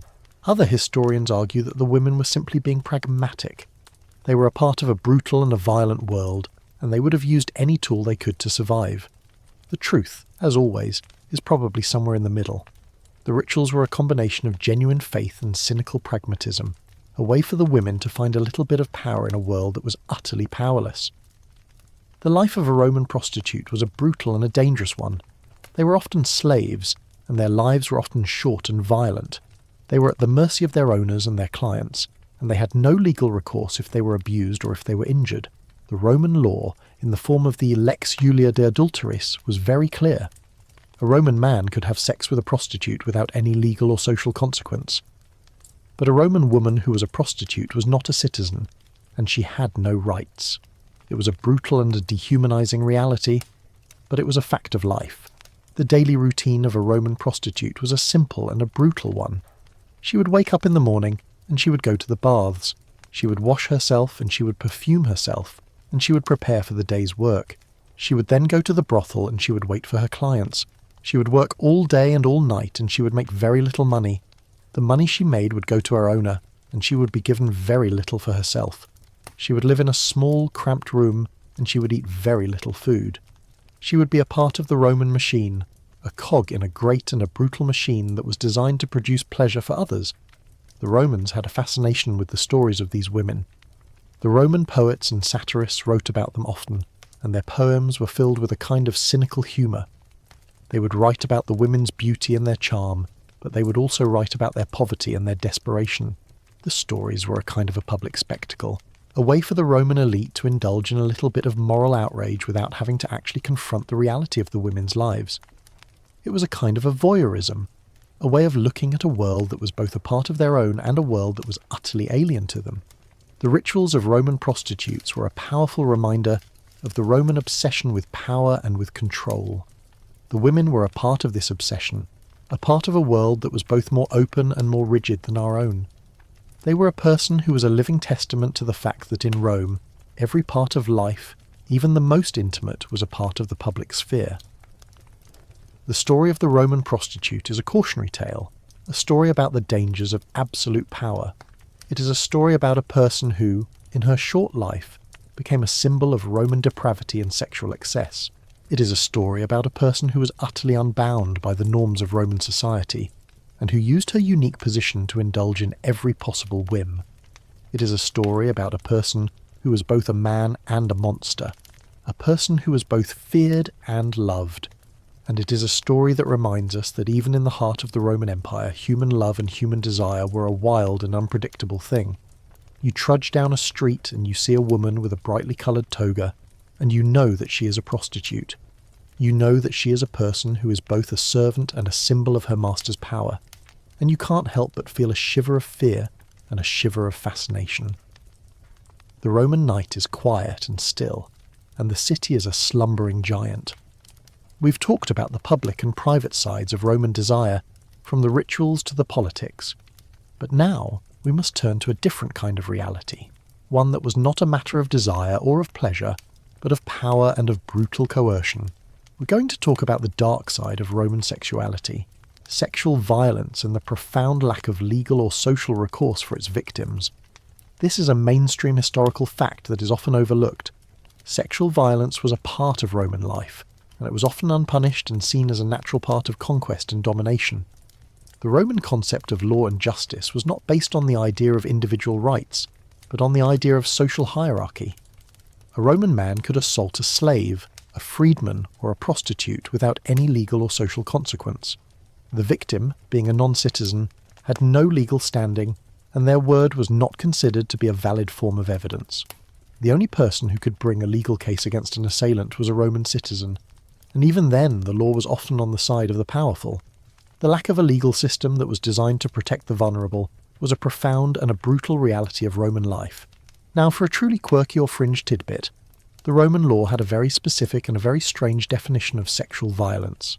The Latin word for rape, raptus, did not mean what we think it means today. It was a word that was used to describe the abduction of a woman, and it was a crime that was more about the violation of a father's property rights than it was about the violation of a woman's body. If a man abducted a woman and he had sex with her, he would be punished for the abduction, not for the sexual assault. The crime was a matter of property, not a matter of personhood. It's a low hum of a chuckle that you feel in the back of your throat as you picture it. It's a gentle kind of sarcasm, a way of coping with the sheer absurdity of it. The question of whether or not the Romans understood the concept of consent is a fascinating one. Historians still argue whether the Romans truly understood or accepted the idea of a woman's right to say no. Some scholars argue that the Romans, being a pragmatic people, would have understood the concept of consent, and that they would have understood that a woman who was a citizen had a right to say no. Other historians argue that the Romans, in their profoundly patriarchal society, would not have understood the concept of consent at all. They would have seen a woman as a piece of property, a person who was owned by her father or by her husband, and a person who had no right to her own body. The truth, as always, is probably somewhere in the middle. The Romans would have understood the concept of consent, but they would have applied it only to women who were citizens, and even then, the concept would have been a very limited one. The Roman fascination with sexual violence was not limited to the law. It was also a part of their culture and their mythology. The stories of the gods and goddesses were filled with tales of sexual assault and of brutal domination. Jupiter, the king of the gods, was a serial rapist, and his assaults on mortal women were seen as a source of both power and of entertainment. The stories were a kind of a public spectacle, a way for the Romans to indulge in a little bit of moral outrage without having to actually confront the reality of the women's lives. It was a kind of a voyeurism, a way of looking at a world that was both a part of their own and a world that was utterly alien to them. The Roman world was a world of public hypocrisy and private obsessions. The public face of Rome was one of honour and virtue, but the private reality was one of brutal exploitation, casual cruelty, and a profound disregard for the sanctity of life. The sexual violence that was a part of Roman life was a reflection of this world, a testament to the fact that in Rome, every part of life, even the most intimate, was a part of the public sphere. The Roman fascination with sexual violence was a reflection of their own complex and contradictory views on gender and sexuality. They were a society that was both incredibly rigid and incredibly flexible. They had a clear and a strict social hierarchy, but they also had a certain kind of comfort with ambiguity. The sexual violence that was a part of Roman life was a person who was a part of this ambiguity, a person who was a reflection of a society that was both more open and more rigid than our own. The sexual symbolism of sexual violence was a powerful reminder of the Roman obsession with power and with control. The violence was a person who was both a man and a woman, a person who was both a servant and a symbol of his master's power. He was a person who was a living testament to the fact that in Rome, every part of life, even the most intimate, was a part of the public sphere. The story of sexual violence is a cautionary tale, a story about the dangers of absolute power. It is a story about a person who, in his short life, became a symbol of Roman depravity and sexual excess. It is a story about a person who was utterly unbound by the norms of Roman society and who used his unique position to indulge in every possible whim. It is a story about a person who was both a man and a monster, a person who was both feared and loved, and it is a story that reminds us that even in the heart of the Roman Empire, human love and human desire were a wild and unpredictable thing. You trudge down a street and you see a woman with a tear-streaked face, and you know that she's a person who has been violated. You know that she's a person who has no legal recourse, and you can't help but feel a shiver of fear and a shiver of fascination. The Roman night is quiet and still, and the city is a slumbering giant. We've journeyed from the bustling brothels to the solemn temples, from the private villas to the public arenas, and we have seen the full spectrum of Roman desire, from the beautiful to the brutal. But now, as the sun begins its slow ascent and the first faint light touches the horizon, we must turn to our own time. We must consider how these ancient practices have influenced and been misremembered in the modern world. This is a mainstream historical fact that is often overlooked. The Romans, in their pragmatic and often brutal way, laid the groundwork for many of our modern concepts of sexuality. The very word fornication, for example, is a direct link to the arches, fornices, of the Roman bathhouses, where sex workers solicited clients. The word itself is a ghost of a Roman past, a linguistic echo of a time when sex was a public and a commercial affair. The Romans, in their brutal efficiency, were the first to regulate, tax and control the sex trade on a grand scale. They were the first to see it not as a moral problem but as an economic one. It's a very Roman way of thinking, isn't it? The most intimate of human acts reduced to a line item on a ledger. Now, for a truly quirky or fringe tidbit, the Roman fascination with the phallus, which we saw in the cult of Priapus and in the art of the time, has been largely sanitised and relegated to the realm of humour. We see it in the modern world in the form of garden gnomes with a phallic shape, or in the form of a funny keychain. But for the Romans, the phallus was not a joke. It was a symbol of life, of power, and of protection. The fascinus, the small phallic amulet that was worn by children and adults alike, was a very serious and a very sacred object. The Romans would have been utterly bewildered by our modern squeamishness, by our profound discomfort with a symbol that was for them a source of power and of good fortune. It's a low hum of a chuckle that you feel in the back of your throat as you picture it. It's a gentle kind of sarcasm, a way of coping with the sheer absurdity of it. The question of why we have misremembered Roman sexuality is a fascinating one. Historians still argue whether the sanitization of Roman history is a reflection of our own moral anxieties, or if it is a cynical attempt to romanticize a brutal and a violent past. Some scholars argue that we have a need to see the Romans as either stoic philosophers or as brutal conquerors, and that we have no room for the complexities of their sex lives. Other historians argue that the sanitization of Roman history is a way for us to feel more comfortable with our own past. We want to believe that we're more enlightened, more moral, and more advanced than the Romans were. The truth, as always, is probably somewhere in the middle. We have a need to both romanticize and to condemn the Roman world, and in that, we are a lot like the Romans themselves. We have a public face of morality and a private reality of desire. The influence of Roman sexuality on the modern world is a subtle and a pervasive one. The Roman concept of a man's sexual dominance and of a woman's subservience has been a part of Western culture for thousands of years. The idea that a man's power is a reflection of his sexual prowess is a Roman idea. The idea that a woman's value is a reflection of her ability to be a wife and a mother is a Roman idea. These are not just ancient customs, they are a part of our modern world. They are a part of our language, our art, and our laws. They are a part of us. The Roman fascination with the body, which we saw in their art and in their pornography, has also been a part of our modern world. The idea that the human body is a source of pleasure and of power is a Roman idea. The idea that a man's value is a reflection of his physical strength and a woman's value is a reflection of her physical beauty is a Roman idea. These are not just ancient customs, they are a part of our modern world. They are a part of our language, our art and our laws. They are a part of us. The story of Roman sexuality is a cautionary tale, a story about the dangers of absolute power. It is a story about a person who, in his short life, became a symbol of Roman depravity and sexual excess. It is a story about a person who was utterly unbound by the norms of Roman society, and who used his unique position to indulge in every possible whim. It is a story about a person who was both a man and a monster, a person who was both feared and loved. And it is a story that reminds us that even in the heart of the Roman Empire, human love and human desire were a wild and unpredictable thing. You trudge down a street and you see a woman with a tear-streaked face, and you know that she's a person who has been violated. You know that she's a person who has no legal recourse, and you can't help but feel a shiver of fear and a shiver of fascination.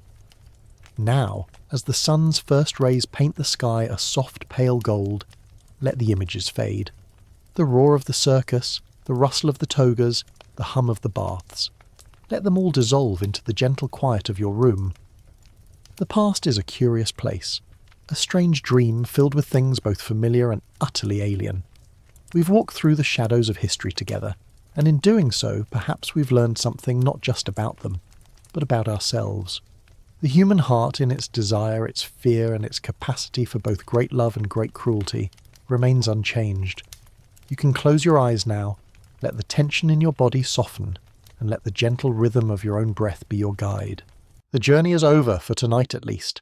Sleep now, and may your dreams be peaceful.